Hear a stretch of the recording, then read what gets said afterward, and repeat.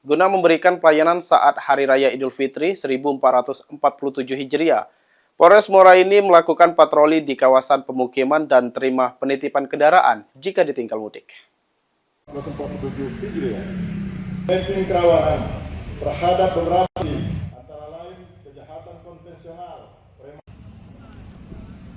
Guna memberikan pelayanan dan kenyamanan kepada masyarakat dan para pemudik yang melintas di jalan lintas tengah Sumatera, Polres Muara Enim telah mendirikan posko keamanan dan pelayanan serta lakukan patroli jalan raya.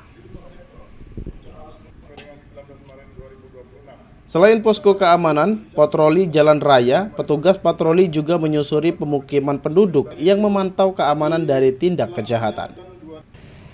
Polres Muara Enim juga telah melakukan mapping di sejumlah kawasan yang dinilai rawan kejahatan dan kemacetan agar bisa mendeteksi dini gangguan Kamtibmas. Kapolres Muara Enim AKBP Hendry Syaputra menyatakan untuk memberikan pelayanan kepada masyarakat, petugas kepolisian telah memetakan kawasan rawan untuk melakukan patroli. Selain itu, petugas juga melakukan mapping rumah-rumah warga yang ditinggal mudik agar tetap aman.